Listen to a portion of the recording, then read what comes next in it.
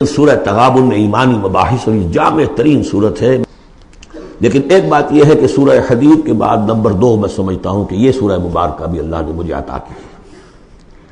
اس کے اسرار و رموز، اس کا نظم اس قدر واضح اللہ کے فضل و کرم سے ہے، آپ بھی نوٹ کر لیجیے، اس میں صرف اشارات ہو سکتے ہیں۔ 2 رکوع ہیں، 10 آیتیں اور 8 آیتیں۔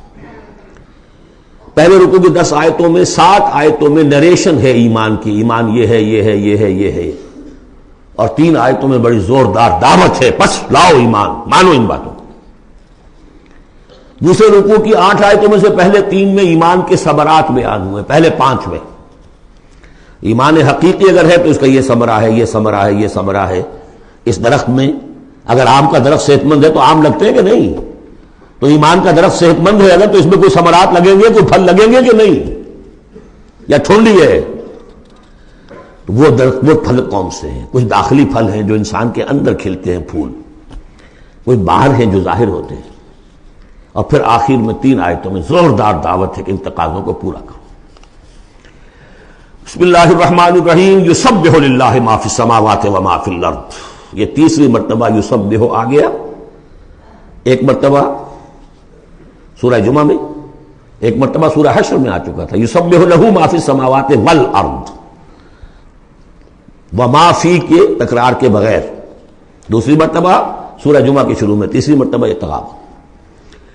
لہ الملک و لہ الحمد، اب یہ ساری چیزیں آ چکی ہیں سورہ حدید کے اندر۔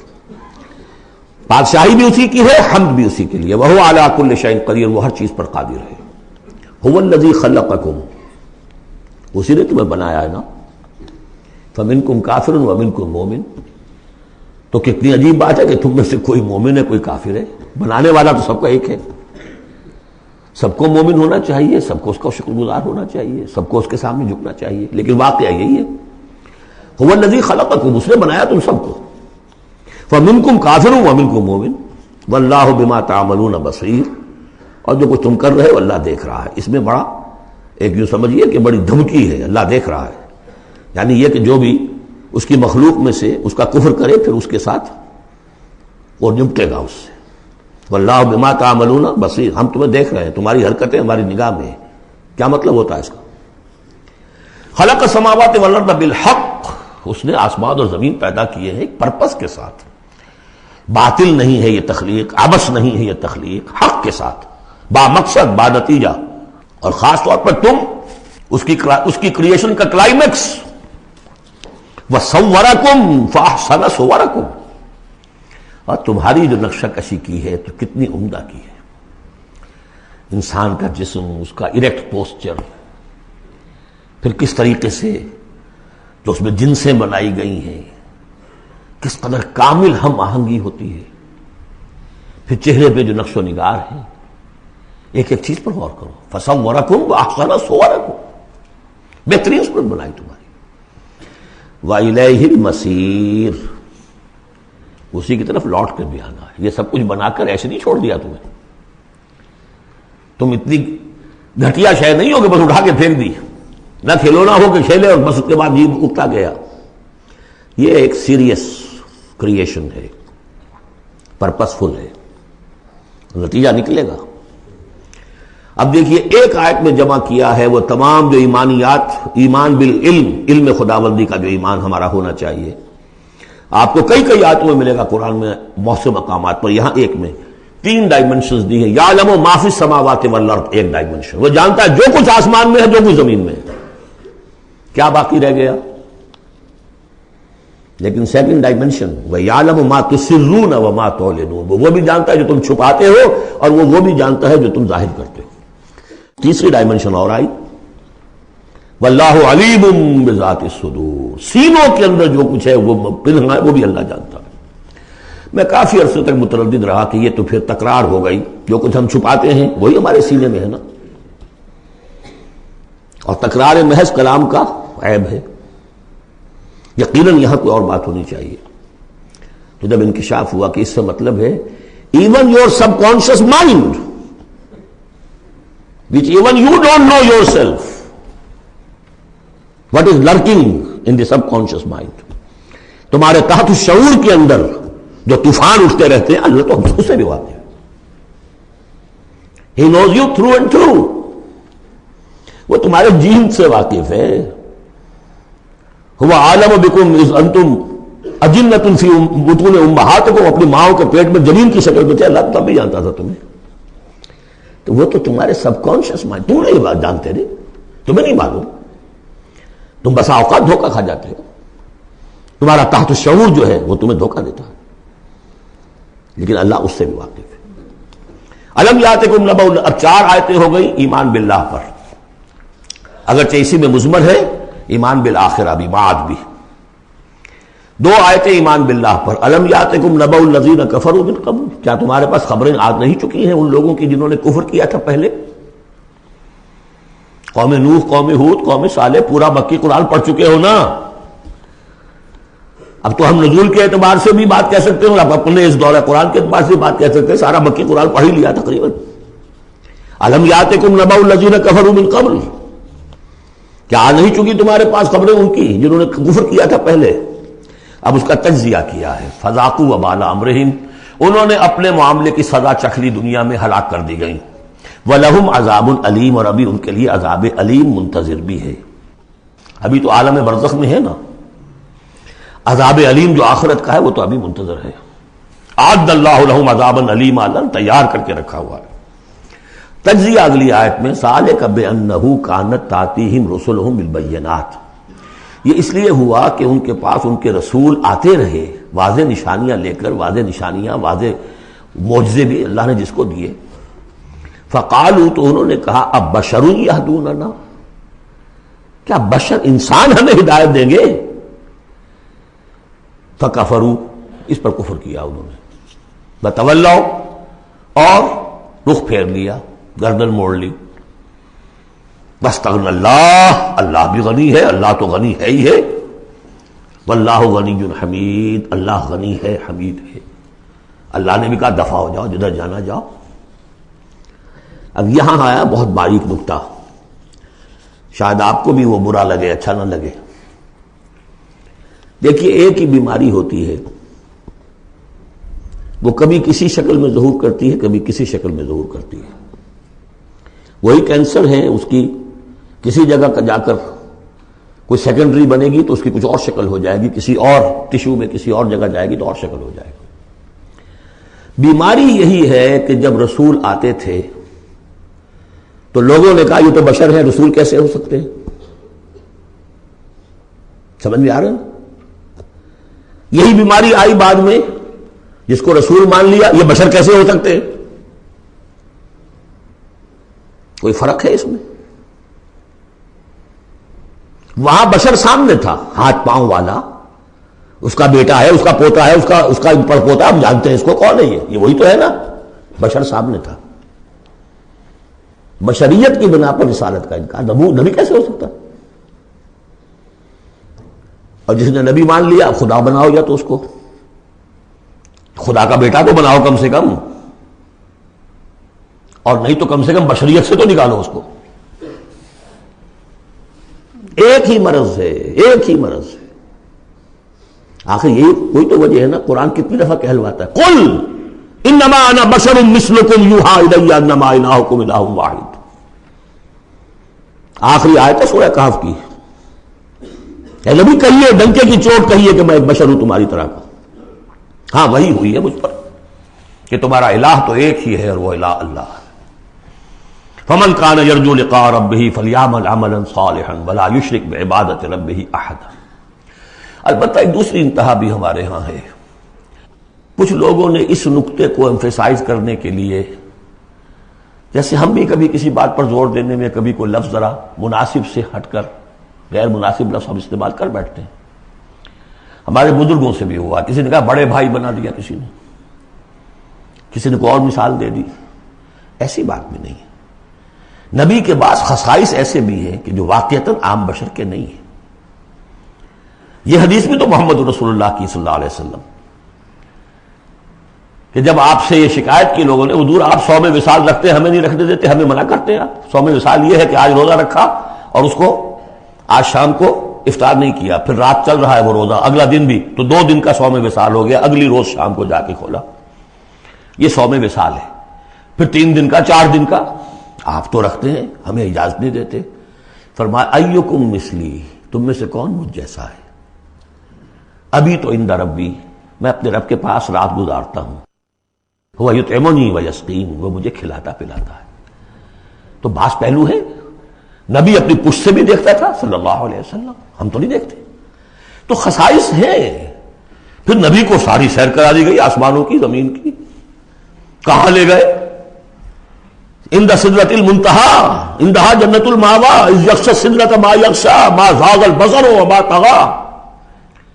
تو یہ معاملہ بھی نہیں، لیکن بنیادی طور پر وہ انسان ہے، انسانی عواطف و میلانات بھی تھے، چوٹ لگتی تھی تو درد ہوتا تھا، زخم کا وار لگا ہے تو اس پر سے خون کا فوارہ چھوٹا ہی چھوٹا ہے، بچہ فوت ہو رہا ہے تو آنکھوں میں آنسو آئے ہی آئے ہیں، کبھی بددعا بھی نکل گئی ہے۔ کیف یہدی اللہ قوما خضبوا وجہ نبیہم بالدم، سب پڑھ چکے ہیں ہم یہ پورا قرآن مجید میں۔ لیکن یہ ہے کہ رسالت کا انکار بربنائے بشریت اور بشریت کا انکار بربنائے رسالت، یہ دونوں چیزیں غلط ہیں، اور یہ ہم وزن ہے۔ ذالک بأنہ کانت تأتیہم رسلہم بالبینات فقالوا بشر یہدوننا فکفروا وتولوا واستغنی اللہ واللہ غنی حکیم۔ اب ایک آیت میں آ رہی ہے ایمان بالآخرہ، زعم الذین کفروا، ذرا اس کے زور کا اندازہ کیجئے گا، زعم الذین کفروا ان لن یبعثوا، زوم ہو گیا ہے انہیں، غلط خیال ہو گیا ہے کہ وہ اٹھائے نہیں جائیں گے۔ قل، اب ذرا نوٹ کیجئے، بلا وربی لتبعثن ثم لتنبؤن بما عملتم، کہہ دو اے نبی کیوں نہیں، اور مجھے میرے رب کی قسم ہے۔ کون کھا رہا ہے قسم؟ محمد رسول اللہ صلی اللہ علیہ وسلم۔ لتبعثن، تم لازماً اٹھائے جاؤ گے، ثم لتنبؤن بما عملتم۔ یہ اس پر جو خطبہ تھا حضور کا، پہلا خطبہ جو آپ نے دیا ہے بنو ہاشم کو دعوت میں، وہ میرے کتابچے میں موجود ہے، دعوت اللہ اردو میں اور کال ٹو اللہ انگریزی میں، اس کا متن موجود ہے، وہ ہے کہ اس کی شرح ہے۔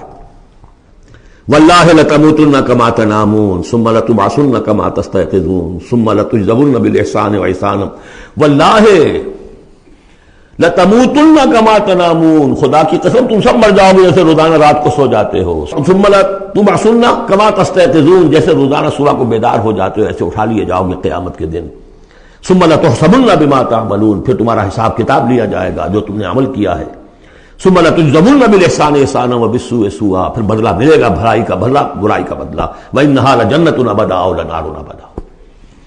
قل بلا وربی لتبعثن ثم لتنبؤن بما عملتم وذلک علی اللہ یسیر، اور یہ اللہ پر بہت آسان ہے۔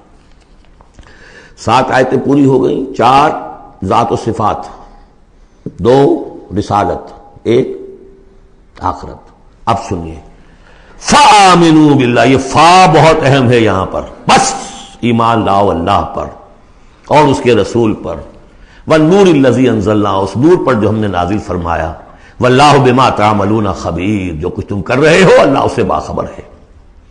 اب یہاں دیکھیے ریورس ہو جائے گا آرڈر، ریشو پروپورشن۔ اب یہاں ایک آیت میں اللہ اور اس کے رسول کا ذکر آ گیا، اور اس میں بھی واللہ بما تعملون خبیر کے اندر آخرت کا ذکر ہے، اللہ باخبر ہے، تو اللہ کے پاس یہ ساری خبریں اس نے رکھی ہوئی ہیں، کوئی ریسرچ، کوئی تھیسس لکھنا ہے اس کو تمہیں سزا دینے کے لیے۔ لیکن اب 2 آیتیں آ رہی ہیں شاندار آخرت کے لیے، یوم یجمعکم لیوم الجمع ذالک یوم التغابن، جس دن کے وہ جمع کرے گا تمہیں اس جمع ہونے والے دن، وہ ہے ہار اور جیت کے فیصلے کا دن۔ جو اس روز جیتا وہ جیت گیا، جو اس روز ہارا وہ ہار گیا۔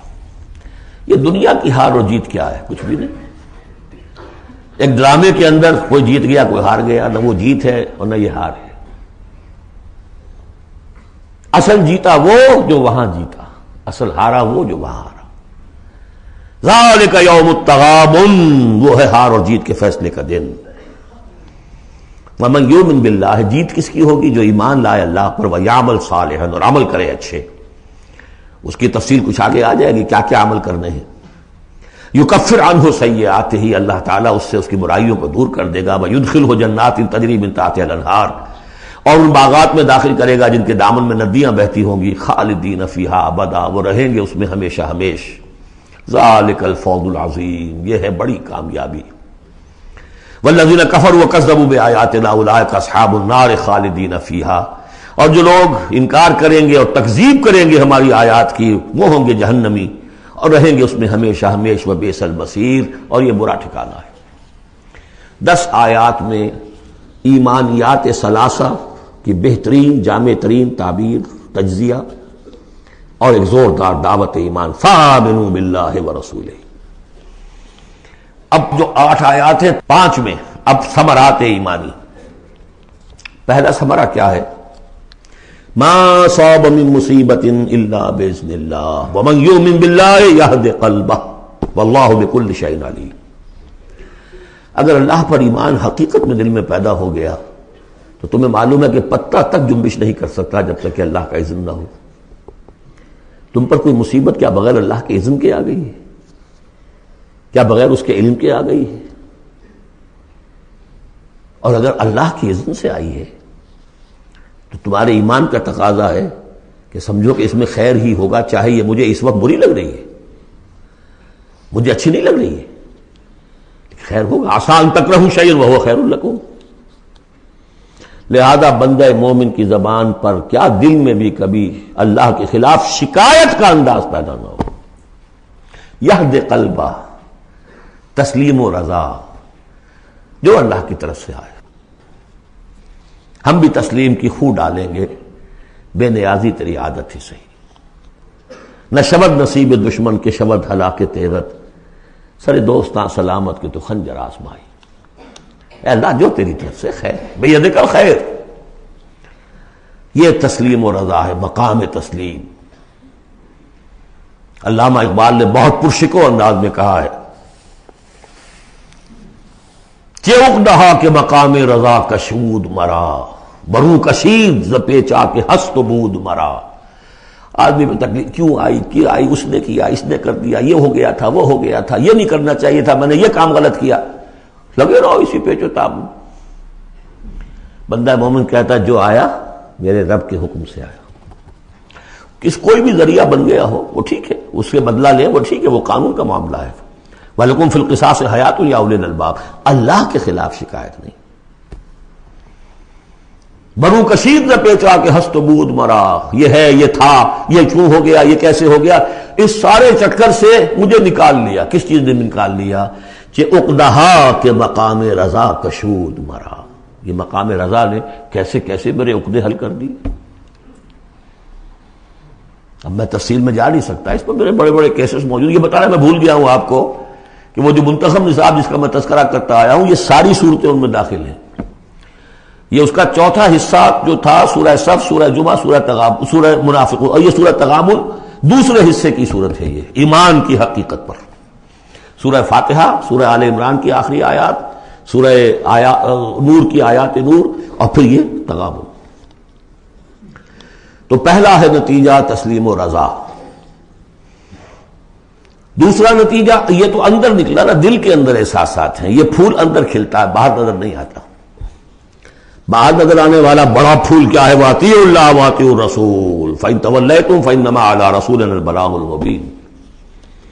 اطاعت کرو اللہ کی اور اطاعت کرو رسول کی، پھر اگر تم پیٹھ موڑ لو گے تو جان لو کہ ہمارے رسول پر سوائے صاف صاف پہنچا دینے کی کوئی ذمہ داری نہیں، باقی تمہیں خود جواب دہی کرنی پڑے گی۔ اس نے پہنچا دیا، اس نے حکم بتا دیا، اللہ کا یہ حکم ہے۔ وَأَحَلَّ اللَّهُ الْبَيْعَ وَحَرَّمَ الرِّبَا،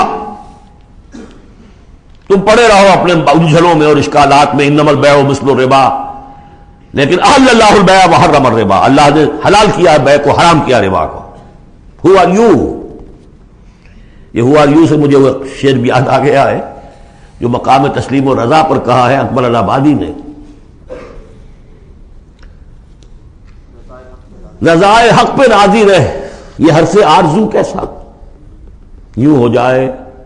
اچھا تم اللہ کو سکھا رہے ہو، یو وانٹ ٹو ٹیچ ہم آرزو، رضائے حق پہ راضی رہے، یہ ہر سے آرزو کیسا، خدا خالق، خدا مالک، خدا کا حکم تو کیسا، تو وہی ہو آر یو؟ اللہ نے فیصلہ کیا ہے یہ حرام ہے یہ حلال ہے. تم اللہ کو مانتے ہو کہ نہیں؟ نمبر 1. رسول کو مانتے ہو کہ نہیں؟ نمبر 2. قرآن کو مانتے ہو کہ نہیں؟ نمبر 3. پھر کوئی دلیل نہیں. نو آرگیومنٹس. آئیدر اوبے اور گو اوے. تیسرا راستہ کوئی نہیں. وَأَطِيعُوا اللَّهَ وَأَطِيعُوا الرَّسُولَ فَإِن تَوَلَّيْتُمْ فَإِنَّمَا عَلَىٰ رَسُولِنَا الْبَلَاغُ الْمُبِينُ اللَّهُ لَا إِلَٰهَ إِلَّا هُوَ وَعَلَى اللَّهِ فَلْيَتَوَكَّلِ الْمُؤْمِنُونَ. پھر ایک پھول اندر جو کھلا ہے دل میں کھلے گا، ذہن میں کھلے گا، توکل. اللہ ہی وہ ہے کہ جس کے سوا کوئی الہ نہیں. اس کی مرضی کے بغیر کوئی چیز جنبش نہیں کر سکتی. تمہارے کیے کیا ہو جائے گا؟ کچھ نہیں ہوگا. تمہارا کام ہے اپنی سی محنت کر کے نتیجہ اللہ پر. سارے وسائل موجود ہو تب بھی یہ نہ سمجھنا کہ یہ کام میں کر سکتا ہوں. گاڑی ہے، آج ہی ٹیوننگ بھی کرائی ہے، اس کے ٹینک بھی فل ہے، سب کچھ ٹھیک ہے، میں صبح ضرور جاؤں گا. نہیں جا سکتے. جب بھی یہ کہو گے ایمان سے دور ہو گئے. وَلَا تَقُولَنَّ لِشَيْءٍ إِنِّي فَاعِلٌ ذَلِكَ غَدًا إِلَّا أَن يَشَاءَ اللَّهُ. کبھی مت کہنا کہ یہ کام میں کل ضرور کروں گا مگر انشاءاللہ کے ساتھ. اللہ چاہے گا تو ہوگا ورنہ نہیں. اور سارے تمہارے پاس مسائل ہیں. تم کہو گے فتح ہی فتح ہے اب تو وہ حال ہو جائے گا جو غزوہ حنین میں ہوا تھا. اذ اعجبتکم کثرتکم، 12,000 کی تعداد، اور ایسی بھگدڑ مچی کہ چند 100 آدمی رہ گئے. یہ بھی بڑی محنت کر کے سید سلیمان ندوی صاحب نے کھود کریٹ کے نکالے ہیں کہ 300-400 آدمی تھے. استاد نے جو لکھا ہے شبلی نے وہ تو یہ ہے کہ 30-40 مسلمان رہ گئے تھے صرف 12,000 میں سے. تیسرا یہ پھول ہو گیا اندر والا. اب چوتھا. بڑے خطرناک معاملات آ رہے ہیں، ذرا توجہ سے سنیے. یا ایھا الذین آمنوا ان من ازواجکم واولادکم عدوا لکم فاحذروہم. اے ایمان کے دعوے دارو، تمہاری بیویوں اور تمہاری اولاد میں سے تمہارے دشمن ہیں، ان سے اپنے آپ کو بچا کر رکھو. فاحذروہم، یہی ہم پڑھ چکے ہیں پہلے لفظ. حضور سے کہا گیا تھا ہم العدو فاحذرہم قاتلہم اللہ انا یؤفکون. بیوی کی محبت ہے، بیوی کی فرمائش یہ ہے. اب میاں صاحب جو ہیں کیا کریں، مجبوری. بچوں کو اچھے سے اچھا تعلیم دینی ہے، حلال سے نہیں ہوتی، حرام سے. گھر بار چھوڑو، ملک چھوڑو، جاؤ باہر. بوڑھے ماں باپ مر رہے، پانی دینے والا کوئی نہیں، اور ڈالر اور پیٹرول ڈالر کمانے کے لیے بیٹے گئے ہوئے باہر. کیا کریں؟ مکان بنانا ہے، یہ کرنا تھا، وہ شروع کی تھی، کوٹھی شروع کی تھی، وہ ابھی تک مکمل نہیں ہوئی ہے، وغیرہ وغیرہ. اور کہیں اگر اللہ نے توفیق دے دی ہے دین کی طرف بڑھنے کی اور کام کرنے کی، تو سب سے پہلے تو آڑے آتی ہے عام طور پر بیوی. دماغ خراب ہوا آپ کا، وہ بھی تو بڑا دیندار ہے، آپ سے زیادہ لمبی داڑھی ہے اس کے، وہ تو ساری رشوتیں بھی لیتا ہے اور یہ بھی کرتا ہے وہ بھی کرتا ہے. آپ ہی بڑے دیندار بن کر آ گئے. ناشتے پہلے ہوتے تھے پراٹھوں کے اور انڈوں کے، اور اب مل رہی ہے سوکھی روٹی. ظاہر بات ریزنٹمنٹ تو ہوگی. ان من ازواجکم واولادکم عدوا لکم فاحذروہم. یہ بالکل الٹی باتیں ہیں ہمارے تصورات کے بالکل برعکس. انقلابی تحریک کے اعتبار سے 100% ہر چیز فٹ بیٹھتی ہے. وہ تصور نہ ہو تو یہ ساری باتیں جو ہیں یہ ایسی منتشر ہو جاتی ہیں، انمل بے جوڑ سی ہیں. یا ایھا الذین آمنوا ان من ازواجکم واولادکم عدوا لکم فاحذروہم. لیکن اس کے ساتھ ہی دیکھیے بیلنس کیا ہے. یہ میرے نزدیک قرآن مجید کے اعجاز کا ایک بہت اہم مقام ہے، جہاں ایک طرف یہ بتا دیا چوکس رہو، چوکنے رہو، سانپ کی طرح ہوشیار رہو، بیوی اور اولاد کی محبت تم سے کوئی غلط کام نہ کرا دے. لیکن یہ بھی نہیں کہ گھر کو آپ میدان جنگ بنا لیں، بلکہ معاف کرو، بخش دو. ساتھ یہ بھی ہے بیلنس کا ہے. وَإِن تَعْفُوا وَتَصْفَحُوا وَتَغْفِرُوا. 3 الفاظ آ رہے ہم مانی، اگرچہ معنی مختلف ہے. عفو کہتے ہیں کسی کو ڈھیل دینا. داڑھی کے لیے بھی آیا ہے حدیث میں اعف اللحا، داڑھیاں چھوڑو، داڑھیوں کو بڑھاؤ. عفو کے معنی ایک تو پکڑ لیا فوراً چھوڑو، ڈھیل دو. تصفحوا، کبھی کبھی ایسا بھی ہو کہ کوئی غلطی ان کی دیکھی اور ذرا دیکھی اندیکھی کر دی، چہرہ اپنا پھیر لیا، اسے پتہ ہی نہ چلے کہ دیکھا ہے، ابا جان نے دیکھا ہے یا شوہر نے دیکھا ہے. کیونکہ ہر بات پر پکڑیں گے اگر آپ تو ضد بھی پیدا ہو جائے گی، کسی وقت جو ہے ایک نیگیٹو سائیکالوجی ڈیولپ ہو جائے گی. تغفروا بخش دینا، یعنی جیسے کہ مغفر جو ہے سر کو ڈھانپ لیتا ہے، ڈھانپ دینا ان کی غلطی کو. وَإِن تَعْفُوا وَتَصْفَحُوا وَتَغْفِرُوا فَإِنَّ اللَّهَ غَفُورٌ رَحِيمٌ، تو اللہ بھی تو غفور اور رحیم ہے نا. تم چاہتے ہو کہ نہیں؟ جیسے سورہ نور میں آیا تھا کہ اے ابو بکر تم نے اپنے اس بھانجے یا اپنے عزیز مستح کا جو ہے جو مدد کرتے تھے روک دیا ہے، کیا تم نہیں چاہتے کہ اللہ تمہیں معاف کرے؟ اگر تم چاہتے ہو اللہ تمہیں معاف کرے، تم بھی اس کو معاف کرو. وَإِن تَعْفُوا وَتَصْفَحُوا وَتَغْفِرُوا فَإِنَّ اللَّهَ غَفُورٌ رَحِيمٌ. اب یہ آ گیا، دیکھیے پہلے ایک انڈیویجول، ایک مرد مومن، اس کی زندگی میں دو پھول اندر کھلے، ایک باہر والا پھول جو ہے وہ گوبھی کا پھول ہے بہت بڑا، اندر والا ہے تسلیم و رضا توکل، اور باہر والا جو ہے اطیعوا اللہ واطیعوا الرسول، وہ تو ظاہر بات ہے کہ پورے دین کے اوپر جو ہے وہ محیط ہو گیا جو بھی حکم ہے. لیکن اب اس کے بعد ایک فرد کے گرد سب سے پہلا حلقہ کیا ہے؟ اس کی اولاد، اس کا گھر. ان من ازواجکم واولادکم عدوا لکم، یہ تمہارا ایٹیچیوڈ ہونا چاہیے اپنے گھر میں. ایک طرف تو وہ جو طبعی محبتیں اللہ نے ڈالی ہوئی ہیں، کہیں وہ تم سے تمہاری منزل کھوٹی نہ کرا دیں، کہیں دین کے راستے پر بڑھنے سے رکاوٹ نہ بن جائے. ہوشیار رہو، ضرور ہو ان سے بچو، لیکن ساتھ ہی ہے کہ گھر کی فضا کے اندر عفو درگزر. دوسرا انما اموالکم واولادکم فتنہ، جان لو تمہارے مال اور تمہاری اولاد تمہارے لیے فتنہ ہے، اسی پر تو ہم آزما رہے ہیں تمہیں. زین للناس حب الشہوات من النساء والبنین والقناطیر المقنطرۃ من الذهب والفضة والخیل المسومۃ والانعام والحرث، یاد ہے کہ نہیں سورہ آل عمران کی آیت؟ اللہ نے یہ محبتیں ڈالی ہیں، تبھی تو امتحان ہے، آزمائش ہے. یہ محبتیں ہی نہ ہو تو سب کے سبھی اللہ کے بندے بن جائیں. دیکھنا تو یہی ہے کہ تم کس کس چیز کو، کس کس ریزسٹنس کو، کس کس ہرڈل کو عبور کر کے آ سکتے ہو ہمارے پاس. انہیں پتھروں پہ ہو کر اگر آ سکو تو آؤ، میرے گھر کے راستے میں کوئی کہکشاں نہیں ہے. جنت جو ہے وہ بہت ناپسندیدہ چیزوں سے گھیر دی گئی ہے. تو یہ اموال اولاد یہ تمہارے لیے فتنہ ہے. جانچے جا رہے، اولاد کو کیا بنانے کی فکر کی تھی تم نے؟ بندہ مومن بنانے کی فکر کی تھی یا ایک پیسہ کمانے والی مشین بنانے کی فکر کی تھی؟ اور اچھی طرح جان لیجئے، کسی شخص کے دل میں ایمان کتنا ہے اس کا اصل انڈیکس وہ یہ ہے کہ وہ اپنی اولاد کو کیا بنا رہا ہے. اس نے خود کتنا ہی بہروپ جو ہے وہ بنا بیٹھا ہو، بہت بڑا عالم دین اور مسند نشین اور بہت بڑا صوفی اور بہت بڑا مرشد، لیکن یہ دیکھیے اس نے اپنی اولاد کو کیا بنانے کی کوشش کی ہے. اس کا اصل جو باطن ہے وہ وہاں نظر آئے گا، ویلیوز جو اس کے اندر ہیں وہ وہاں نظر آئیں گے.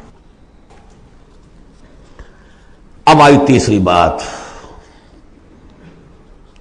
انما اموالکم واولادکم فتنہ واللہ عندہ اجر عظیم، اللہ ہی کے پاس اجر عظیم ہے. اولاد سے بھی تم یہ نہ سمجھنا کہ تمہارے بڑھاپے کا سہارا بن جائے گا، یہ بھی کچھ پتہ نہیں. کیا پتہ یہی اولاد بڑھاپے میں ٹھوکریں بھی مارے. ٹھوکریں اگر پاؤں سے نہیں ماریں گے، زبان سے ماریں گے، سینہ تان کر کھڑے ہو کر کہیں گے، باتیں کریں گے، ابا جان کیا آپ باتیں کرتے ہیں، دقیان اسی باتیں آپ کرتے ہیں، زمانہ بدل گیا، آپ کو کیا معلوم. لیکن اب آ رہا خلاصہ، فاتقوا اللہ ما استطعتم واسمعوا واطیعوا وانفقوا خیرا لانفسکم. اللہ کا تقوی اختیار حد امکان تک، اور سنو اور اطاعت کرو، سنو اور اطاعت کرو. اطیعوا الرسول تو پہلے آ چکا تھا، یہاں یہ کیوں کہا گیا؟ سوچا کبھی آپ نے؟ اس لیے کہ رسول کی اطاعت، رسول کے زمانے میں رسول کے امیر جس کو مقرر کیا اس کی اطاعت بھی ٹھیک ہے نہیں. من اطاعنی فقد اطاع اللہ ومن عصانی فقد عصى اللہ ومن اطاع امیری فقد اطاعنی ومن عصى امیری فقد عصانی. غزوہ احد میں اصل جو معصیت ہوئی تھی، نافرمانی ہوئی تھی، وہ کمانڈر کی ہوئی تھی، جہاں سے کہ تیر انداز ان کے حکم کے باوجود، روکنے کے باوجود چلے گئے تھے. کیسے سزا دی اللہ نے. پھر حضور کے زمانے میں تو حضور تھے، آئندہ کون ہوں گے؟ کوئی اللہ کا بندہ ہوگا جو پھر کھڑا ہو، من انصاری اللہ، جو دین کا ہی کام کرنے کے لیے داعی کھڑے ہوئے ہیں، دعوتیں ہیں. حسن بننا شہید کھڑے ہوئے، مولانا مودودی کھڑے ہوئے، مولانا الیاس صاحب کھڑے ہوئے، پچھلی صدیوں میں سید احمد بریلوی کھڑے ہوئے، لوگ کھڑے ہوتے رہیں گے. من انصاری اللہ، کون ہے جو میرے ساتھ ہاتھ بٹائے. اب آپ دیکھیے اس زمانے میں کون ہے, قبول کیجئے فاسمعوا واطیعوا, پھر اس کا حکم سنیے اور مانیے. ڈسپلن پارٹی, ورنہ کیا ہوگا, کچھ بھی نہیں. عید آزاداں شکوہ ملک و دین اور عید محکومہ ہجوم مومنین, یہ 30 لاکھ کا ہجوم مومنین ہے جو حج میں ہوتا ہے. اگر یہ جماعت ایک ہوتی کسی ایک امیر کے نیچے 30 لاکھ کی, ایک امیر, عظیم الشان انقلاب. وانفقوا, اور خرچ کرو, خیرا لانفسکم, یہی تمہارے لیے, خود اپنے لیے بہتر ہے, لگا دو جو بھی کچھ دیا ہے. وہی دیکھیے جہاں پہ سورہ حدید, آمنوا باللہ ورسولہ وانفقوا مما جعلکم مستخلفین فیہ فالذین آمنوا منکم وانفقوا لہم اجر کبیر ومن یوق شح نفسہ فاولئک هم المفلحون, اور جو اپنی جی کے لالچ سے بچا لیے گئے, بخل سے نجات پا گئے, وہی ہیں کہ جو اصل میں فلاح, آخری فلاح کو پہنچیں گے. ان تقرضوا اللہ قرضا حسنا, اگر تم اللہ کو قرض حسن دو, یضاعف لکم, وہ تو اس کو تمہارے لیے دگنا کرے گا, چوگنا کرے گا, 700 گنا کرے گا. فیغفر لکم, اور تمہیں بخش دے گا. واللہ شکور حلیم, اللہ شکور بھی ہے, حلیم بھی ہے. شکور اتنا ہے کہ تم جو بھی کچھ کرتے ہو قدر کرتا ہے کہ میرے بندے نے یہ کیا میرے لیے, اور حلیم اتنا ہے کہ تم نہیں بھی دیتے تو فوراً تمہاری گردن نہیں ناپتا. حلیم الطبع ہے. عالم الغیب والشہادہ, وہ جاننے والا ہے کھلے اور چھپے کا, تمہارے سامنے جو کچھ ہے وہ بھی اور جو تم سے غائب ہے اس کا بھی. العزیز الحکیم, یہ وہ صورت تھی جس کے شروع میں العزیز الحکیم نہیں آیا تھا, یہاں اختتام پر آ گیا. وہ العزیز ہے الحکیم. بارک اللہ لی ولکم فی القرآن العظیم ونفعنی وإیاکم بالآیات والذکر الحکیم.